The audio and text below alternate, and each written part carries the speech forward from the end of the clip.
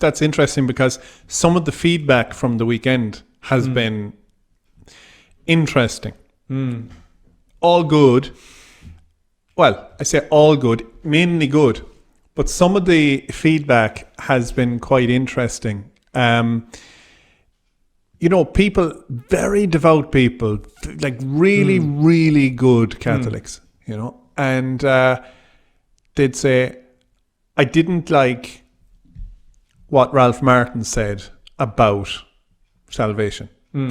I didn't like what Dr. Scott Hahn said about cremation. Okay.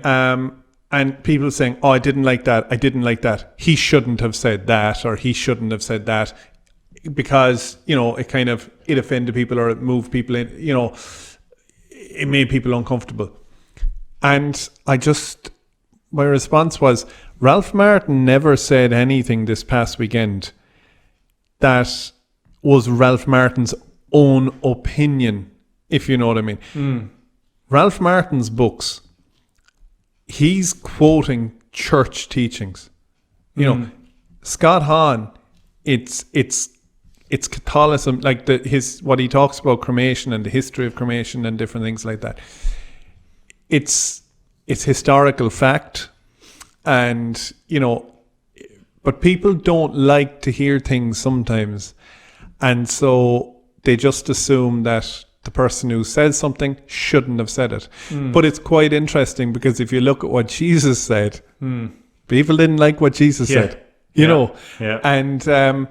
and it was funny. And I suppose when we look at the religious people of the day back in Jesus' time, they were the church leaders, the church teachers. Jesus wasn't one of these people.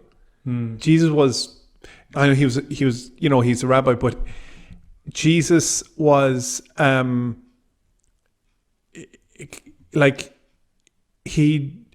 today's kind of world, I suppose it's like we calling him like one of these speakers at a conference. No, obviously he was divine, but what I mean is Jesus wasn't just hanging around the temple as a high priest and things like that.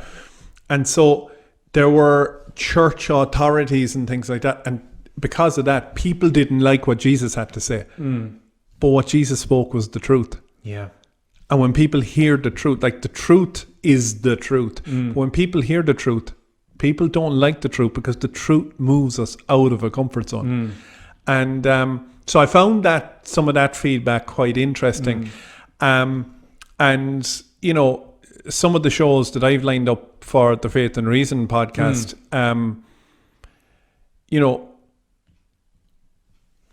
it's not just some of the listeners that will be, I won't say uncomfortable or whatever, but there are certain things that I'll find uncomfortable.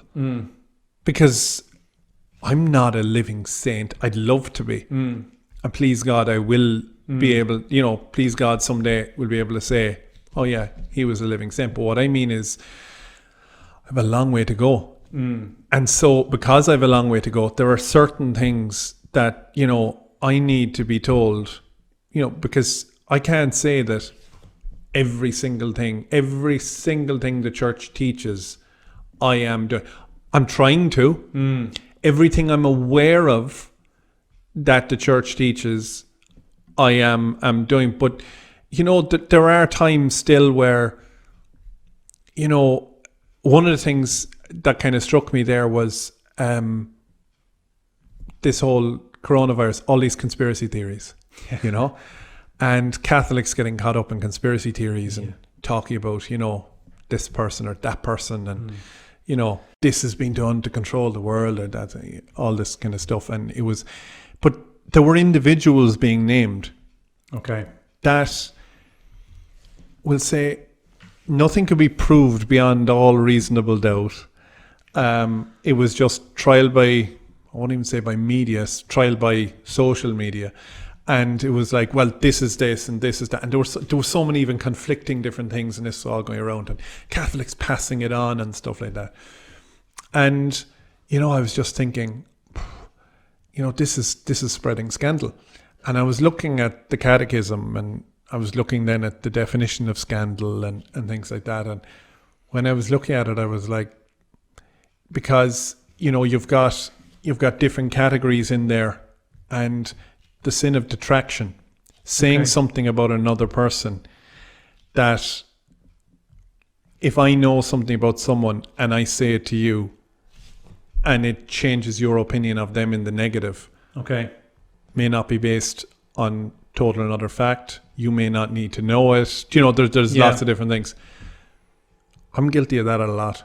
I mean, someone just bugs me, and because we work together, you know, I'll just say to you, oh, you know, whatever. And I'll just say something maybe at times like, oh, and I might rant about someone. Or I come home and I, you know, give out about you tomorrow. But on things that, and it's quite funny because I said that to my spiritual director once, and he said, why don't you rant to Jesus about the person? So why don't you go there, he said, and rant to Jesus, he said, and then see if you feel like talking to Maura about it after.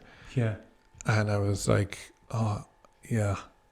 So, you know, you go to Jesus and you're kind of like, you just realize, you know, take the log out of your own eye. And usually as well, when someone annoys me, it's my pride is actually what's being annoyed more than someone annoying me. But what I mean is, with that thing of detraction and the sin of scandal and all that, I'm guilty of that.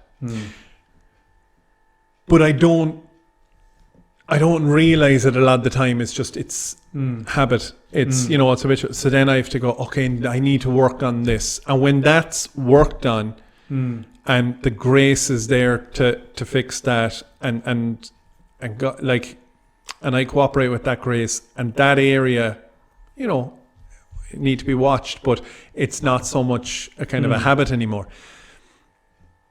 That's not going to be my only flaw. I'm going to, a lot more flaws are going to come up. And so, I suppose like that's what I mean by, I don't live by every single category. I'd love to. But it's kind of like that these things pull us out of a comfort zone, and to change is painful.